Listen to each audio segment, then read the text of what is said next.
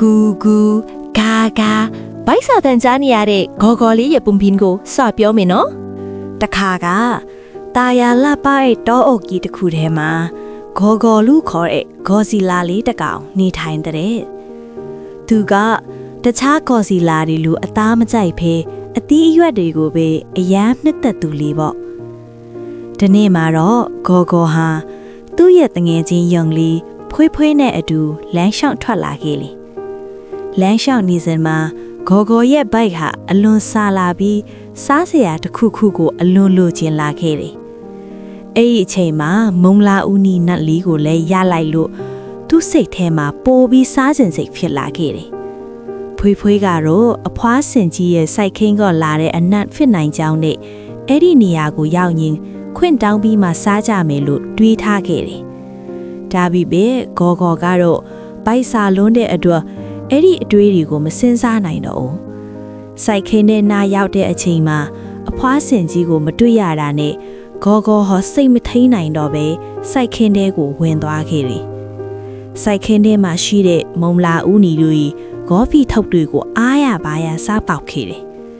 စားရင်နဲ့သူ့ကိုယ်လုံးကြီးကြောင့်အပင်လေးတွေကိုမတော်တဆနင်းမိပြီးပျက်စီးသွားခဲ့တယ်ဖွေးကတော့အပင်လေးတွေပျက်စီးသွားတာကိုမြင်ပြီးအယမ်းစိုးရိမ်သွားခဲ့တယ်အဖွားစင်ကြီးထိရင်ဝမ်းနေမယ်ဆိုတာကိုလည်းစဉ်းစားမိတယ်အဲ့ဒီအချိန်မှာပဲအဖွားစင်ကြီးဟာစိုက်ခင်းထဲကိုပြန်လာခဲ့တယ်ပျက်စီးနေတဲ့စိုက်ခင်းကိုမြင်လိုက်ရတဲ့အခါအဖွားစင်ကြီးဟာအလွန်ဝမ်းနေသွားခဲ့တယ်သူမြေးတွေစားဖို့အတွက်စိုက်ထားတဲ့အပင်တွေဖြစ်တာကြောင့်ပိုပြီးစိတ်မကောင်းဖြစ်ခဲ့တယ်ဒီအခြေအနေကိုမြင်ပြီးနောက်ပုံနေခဲ့တဲ့ဂေါ်ဂေါ်ဟာအဖွားစင်ကြီးရှေ့ကိုထွက်လာပြီးသူလှုပ်ခဲ့တာကိုရိုးရိုးတသားဝင်ခံခဲ့တယ်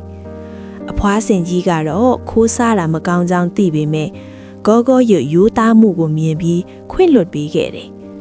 တကယ်လို့အစာကလေးကခွင့်တောင်းခဲ့ရင်စားခွင့်ပေးမယ်ဆိုတာကိုလည်းသင်ပေးခဲ့တယ်ဂေါ်ဂေါ်ဟာသူ့အမားကိုတီးပြီးနောင်တရခဲ့တယ်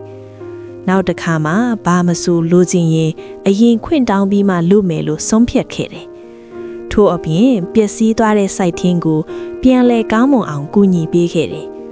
အဲ့ဒီနောက်မှာတော့ဂေါ်ဂေါ်နဲ့ဖွေးဟာအဖွားစင်ကြီးကိုအမြဲကူညီပေးပြီးသင်ခန်းစာတစ်ခုကိုလည်းတေချာတည်သွားခဲ့တယ်ဒီပုံပြင်လေးကပေးချင်တဲ့သင်ခန်းစာကတော့ခလေးတို့လည်းတခုခုလိုချင်ရင်လူကြီးတွေကိုအရင်ခွင့်တောင်းဖို့မမေ့ရဘူးနော်ရိုးသားမှုနဲ့လေးစားမှုကအရေးကြီးဆုံးပါဒီနေ့မမလေးပုံပြင်ကိုနားထောင်ပေးလို့ကျေးဇူးတင်ပါတယ်နော်နောက်တစ်ခါလဲချစ်စရာပုံပြင်လေးတွေနဲ့ပြန်တွေ့ကြမယ်နော်